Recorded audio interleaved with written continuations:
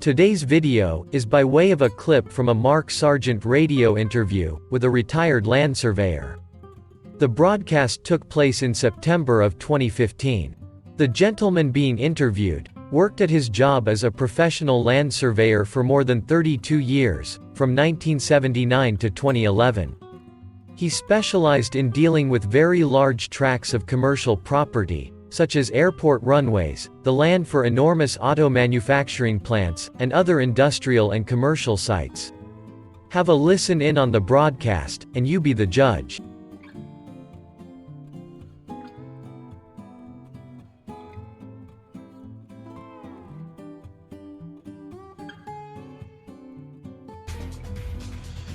Welcome back to Strange World, where the truth is often stranger than fiction. I'm your host, Mark Sargent. And with me, we're talking with John, a surveyor, career surveyor, 32 years out of Indiana, who basically called and said, you know what? That flat earth thing makes a whole bunch of sense, because he did a whole bunch of surveys for 32 years, and it was all on a flat plane. Curve was never taken into account. So let's pick up where we left off, shall we? Here we go. The theory of the geodetic survey versus the plane survey. Got it. So in 32 years, you never even had to reference one of these markers? No. Even though you were working on giant projects? Yeah. I mean, like car plants and airports? Seen plenty of them. But I never checked into one or anything, everything. And see, we never had real discrepancies with elevation, which you would think would be a big problem. Yes, you would. And again, for those people that aren't quite getting what he's putting down here, he's basically saying that if he's starting his project on a plane, on a flat map, and another guy's starting on a different project on his flat map, where those two flat maps meet, and in construction, I would imagine they meet all the time. Well, they have to, yeah. I mean, your whole city would have intersection points.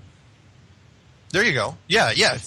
Perfect example. From one city to the next, you've got a whole bunch of different surveyors working on different plane models, and these models have to link up. And where they link up, unfortunately, the distance between one end of a city to another, there should be a little bit of a curve there. And that means the models won't match up. It's like fitting two pieces of tile together, but you've got different tile workers working on it. Yeah. And they're different shapes. And they're different shapes on top of it. They're not even like you're matching up a square to a square. I'm wondering, if you actually took their geodetic markers and placed them, what kind of shape you would end up with. That's brilliant. Yeah, in fact, somebody should do that if they're listening right now. Because they're referenced. Elevation on a geodetic model is based off a plane. or the radius, which is only good for that exact location. Wow. Okay, so the markers, and for the people that haven't referenced the clues and they're just listening to this for the first time, what's interesting about this is the markers were actually put down by the USGS, which is the United States Geological Survey, which happens to be the creators of the azimuthal equidistant map, which happens to be a plane map. It's not a globe map. It's a plane map. The same group, basically the map makers, the premier map makers of the world, have a geodetic model out there that the surveyors don't use. Yeah, it's there, but don't worry about it. Okay, let's get into that a little bit, because what came first? The mistakes in elevation, or the globe model, and we tried to fit all our math to fit the globe. It appears like it's straight, but you're actually looking crooked because of refraction and gravity. I mean, you're going to tell me that all my projects, even though they look straight, they were actually crooked. Well, how does that work? And the odds, and if you're doing this for 32 years, basically your whole career, is shooting these That's lines. all I did every day was to set up these whatever, but it was just routine. I mean, it was routine to go through this process to get your instrument height and your elevation and projecting them out, looking some drawings and say I need to end up here and putting it out there. And I never once. I mean, after it became routine, you don't even take into consideration curvature, and everything always works. Everything worked. Everything. So, and everything that you butted up against, all the other projects, because especially if you're talking about the Toyota plants and an airport runway and a stadium, you're going to run into all sorts of different plans and models all around you. And nothing conflicted with anybody. Everybody, the plant got built, the runway got built, everything got built. Nope. And you're saying that after all that time, nobody had a problem with anything. Everything just lined up perfectly next to each other because they were... For the most part. I mean, sure, there's mistakes, but you could track it down to something, and it was never attributed. But it wasn't based on the mistake was never based on the curve of the Earth. You took your plane too far to match up to my plane over here. Yeah. It never, ever. I mean, it would have been ludicrous to suggest that. Wow. And there was something else that you mentioned to me yesterday, which was when you asked about it, when you asked about it when you were at one point in your career, even the book, you said the book said don't, pretty much the boiled down version was the book said the instructional book on surveying said don't worry about it. Can you kind of expand on that? Well, because of the type of survey we deal with and the way it's done, you assume everything around you is on the same plane that you're on. But in reality, every point wherever you're at has its own, I mean, a point has no dimensions. Yeah. It's not a plane. But in order to work around a circle, there's an infinite number of points.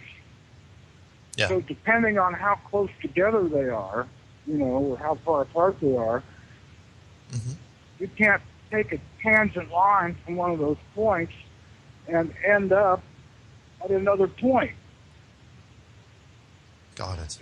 So you're as soon as you start working your plane survey, in theory, everything you do projecting out from your starting point's wrong.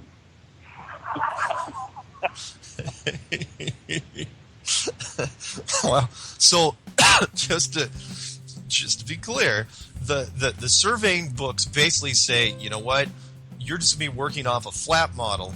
Don't worry about anything outside of your flat model because you don't know what's outside there. But everybody else that's doing their same thing, they're reading the same thing. So, okay, my flat model is hooking up to your flat model, which is hooking up to your flat model, which means it'll all work out just fine. It does. So the curvature is more or less just ignored because no one's ever seen. Also, if you find yourself about to take a look down this very deep rabbit hole in much greater detail, then please consider one or more of my 8 published works sold exclusively through Amazon at any other sites worldwide. Just go to any Amazon site online and in their search window at the top of their page simply key in Barry Howard Begley and all of my published works will pop up. These books are available both in ebook format, available instantly, or you may wish to have a printed hardbound edition sent to your doorstep worldwide.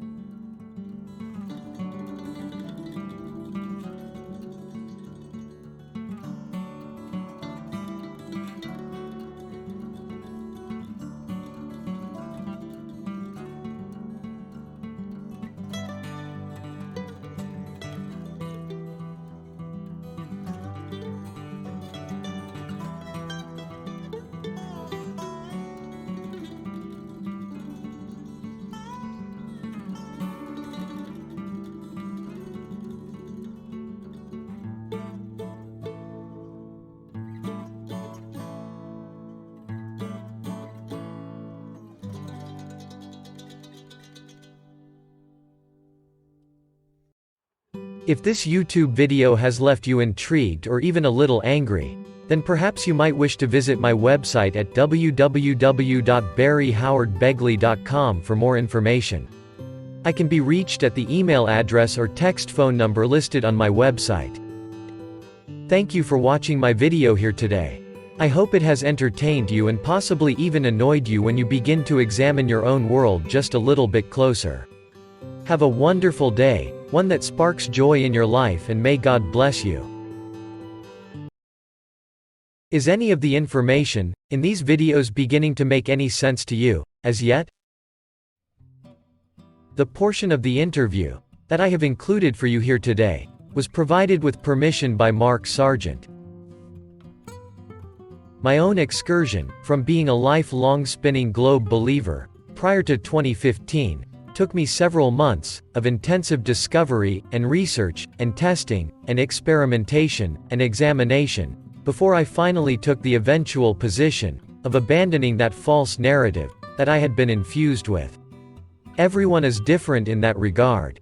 Some people will see the light, no pun intended, and abandon that sinking ship in a few weeks, some a few months. With some, it may take a year or more to examine enough evidence to be able to shake off their lifetime of indoctrination. Sadly, most folks will never, ever be able to open their mind to the overwhelming body of evidence that dictates most strongly that we do not live on a spinning spherical ball. To those lost souls, I would simply ask them to keep as much of an open mind as their belief system will permit, and perhaps one day after examining enough evidence, the light will shine through. In the meantime, I wish you every health and every happiness that creation can bestow upon you.